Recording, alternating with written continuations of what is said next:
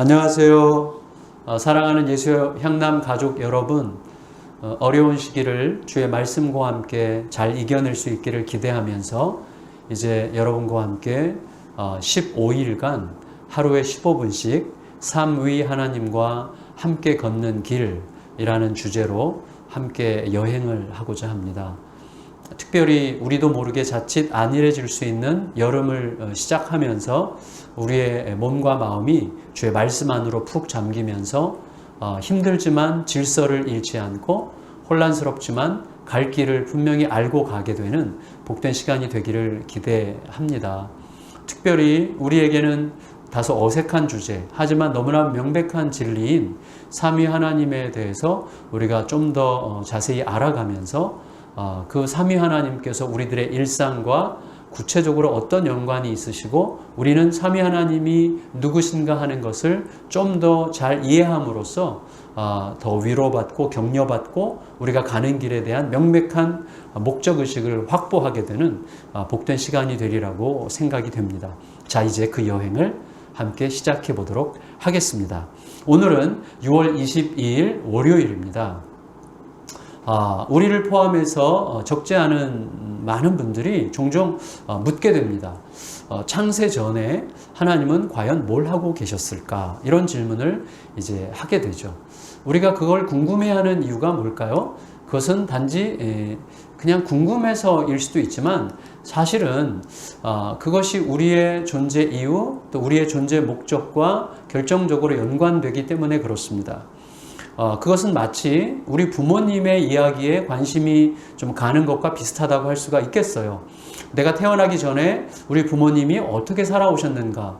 이것은 결국 부모님의 삶의 중심이 되었던 핵심 가치가 무엇이었던가 하는 것과 연관이 되고 그것들은 결과적으로 내 인생의 이야기가 어떻게 시작됐는지 그래서 나는 과연 뭘 지향하는 삶을 살아야 가장 바람직하고 합당하겠는지 이것과 연관이 되기 때문에 그럴 것입니다. 하나님에 대해서 우리가 특별히 삼위 하나님에 대해서 참 알 수 있기가 쉽지 않을 것 같습니다. 그럼에도 불구하고 우리가 알고자 한다면 알 길이 전혀 없는 것은 아니죠. 예를 들어서 무슬림들은 이분들도 이제 우리가 가지고 있는 모세 오경 말씀을 가지고 있는데 자기가 가지고 있는 신명기 말씀 중에 6장 4절을 가지고 하나님에 대해서 이렇게 주장할 수 있어요. 신명기 6장 4절을 봐라. 우리 하나님 여호와는 유일하신 하나님이다. 이렇게 말하고 있지 않는가? 따라서 하나님은 한 분이다. 영원토록 홀로 계시는 한 분 하나님이시다. 이런 식으로 주장할 수 있을 것 같습니다. 하지만 여러분 우리가 알듯이 모든 글, 모든 말이 그렇듯이 문맥이 중요하죠. 그 문맥을 통해서만 그 의미가 보다 정확하게 파악될 수 있겠는데요. 신명기 6장 4절의 말씀의 문맥은 하나님이 수학적으로 하나, 단일한 한 분이라는 의미가 아니에요. 그 말씀의 전후 문맥을 잘 보면 그 의미는 하나님만이 우리가 사랑해야 할 유일한 대상이시다. 그런 뜻입니다.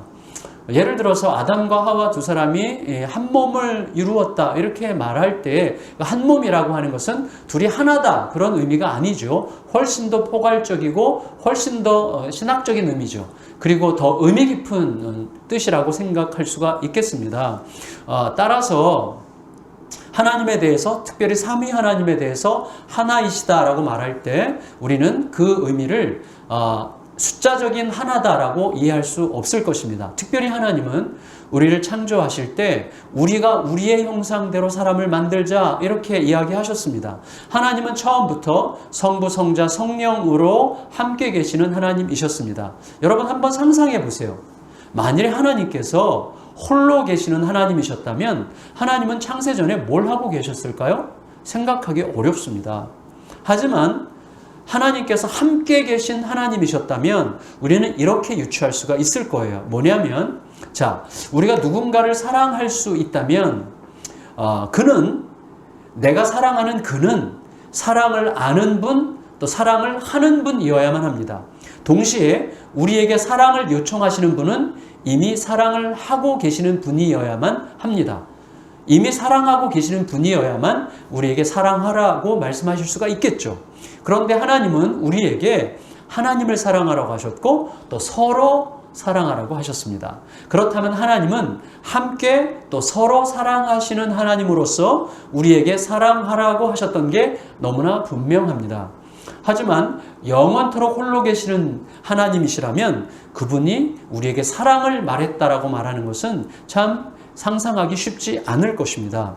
그가 영원전부터 영원토록 사랑이시라면 그에게는 영원전부터 영원토록 사랑하는 대상이 있으셔야만 했던 것이죠. 바로 그가 누구예요? 아들이라고 부르시고 또 그를 아버지라고 부르시는 분이 영원전부터 영원토록 함께 계시며 함께 사랑하셨다, 이렇게 말할 수가 있을 것입니다. 이에 따라서 예수님께서는 우리가 잘 아는 요한복음 17장 기도에서 이렇게 기도하셨습니다. 아버지여, 창세 전부터 나를 사랑하신 그 사랑으로, 이렇게 말씀하시죠. 따라서 하나님은 처음부터 함께 하시는 사귐의 하나님, 생명을 주시는 사랑하시는 하나님으로 함께 계셨던 겁니다.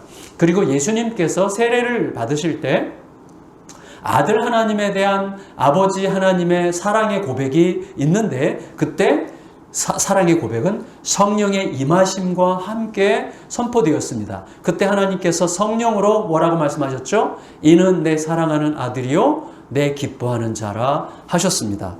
우리들은 하나님과 함께, 그리고 성부 하나님의 은혜 안에서 성자 하나님의 그 사랑 안에서 또 성령 하나님의 이끄심 안에서 오늘을 살아가는 자로 부름을 받았다는 사실을 기억하고, 오늘 우리에게 임한 그 사랑을 우리 가족들에게 또 이웃들에게 구체적으로 표현하는 지혜를 구하며 그 은혜를 구하며 하루를 잘 살아가실 수 있기를 진심으로 기대합니다. 감사합니다.